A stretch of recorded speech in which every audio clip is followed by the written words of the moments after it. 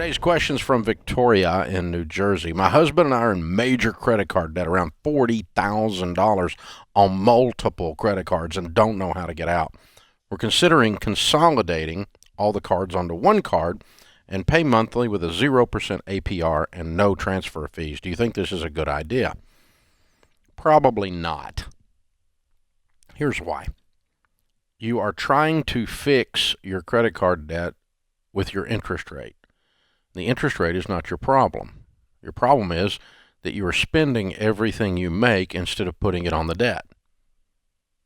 And so let's sit down and do a written budget. Let's cut out eating out. Let's cancel the vacation. Let's stay home, turn down the cable from $300 a month to a basic package. Let's sell some stuff, have a garage sale. Let's get out the scissors and cut up the credit cards so they never grow back. And let's get very, very serious, as if your freaking life depended on it, about putting some money on this debt. Now, if you only put $5,000 a month on this, it'll be gone in 8 months. If you only put $2,500 on it, it'll be gone in 16 months. That's what matters here. The interest rate is not your problem. Your problem is you spend everything you make. And that's what you've got to fix. Now, once you're doing that and you've had 3 months of success, you list your credit cards, smallest card to largest card, and you put all the attention on the smallest card. You pay minimum payments on everything but the little one, and you attack the little one. And when you start seeing yourself having some success for the first time maybe in your entire life with money, you will get more excited, more hopeful, you will cut deeper, take more extra jobs, and the result is the math starts to work even better. Because the more money you make and the less of it you spend, the more money you have to put on the debt. And that happens when you believe.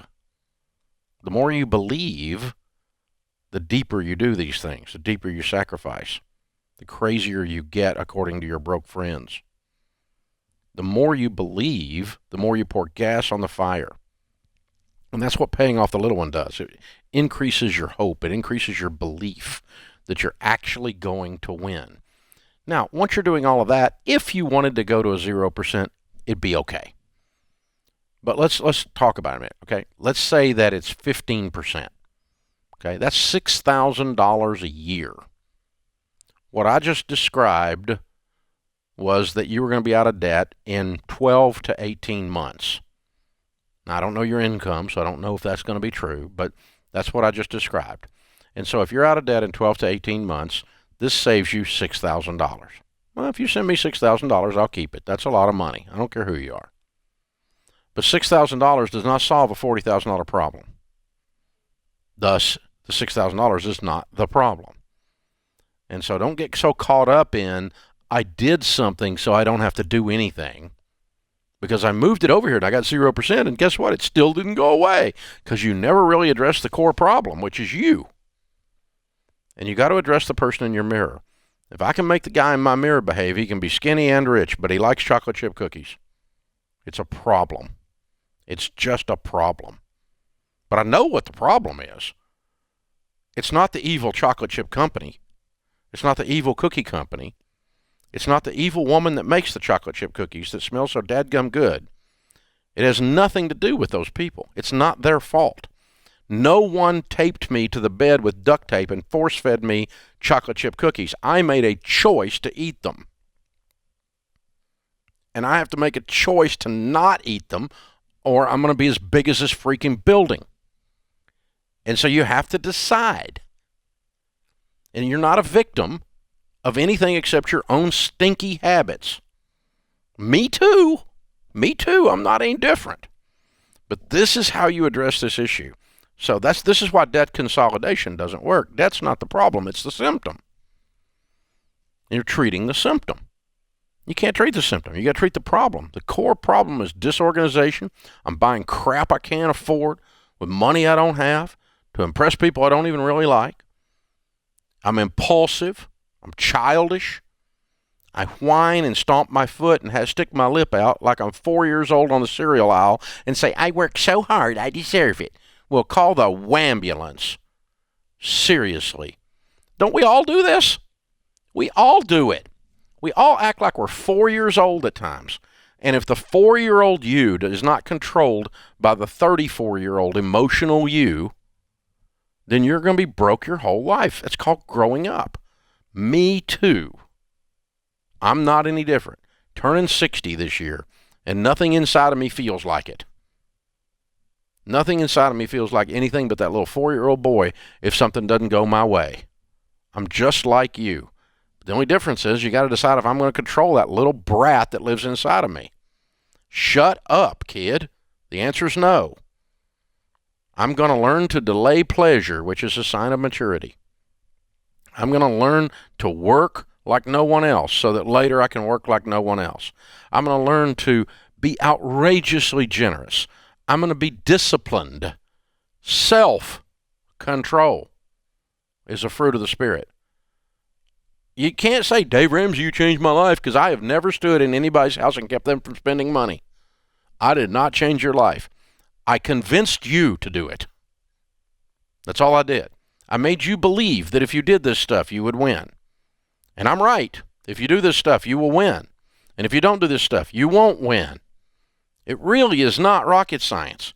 But no one's going to duct tape you to your bed and keep you from spending on that stupid credit card. You've got to decide. You've got to be a grown-up. You've got to make the call. You got to buckle up, Buttercup. That's what's going on here. And that's what we have to do, all of us. It's so hard, Victoria. It's so hard for all of us. And it's why I'm still sitting here doing this same exact show 30 years later. It's the same show. A little less country. I'm a little more polished.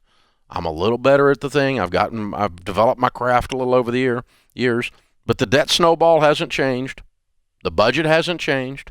The baby steps haven't changed because they didn't need to change. They weren't the problem. I don't like Dave Ramsey. No, you don't like you. You don't like what you're doing, and I am telling you what you're doing, and it's convicting your little butt, and you don't like that. That's what you don't like. I don't take it personal when people hate on Dave Ramsey. I don't Dave Ramsey. Dave Ramsey's a charlatan. He rips people off. Yeah, I rip people off. I do a radio show for free. What kind of moronic statement is that stuff? So, no, I don't rip anybody off. I show you exactly what you can do. Sometimes people buy a book from me that show me exactly what you can do. Sometimes people go through Financial Peace University that convince you can do it because you're with a whole bunch of other people doing it, and you're working together with your spouse for the first time in your married life, and you go be successful. Yeah, and I charge money for that, unapologetically. But you can listen to this show for free. You can watch YouTube for free. You can download the podcast for free. Billions of minutes of the Dave Ramsey Show have been watched on YouTube. That's wild when you think about it. Billions. And you know what I charged you guys for that? Zip. So it's up to you. What are you going to do? What are you going to do? It's only $40,000. In the scope of your life, that's not much. But this is your turning point. Is you a man or is you a mouse? Is you a woman or is you a wimp? Let's get with it, kiddo. Time to grow up. Buckle up, Buttercup. Get her done.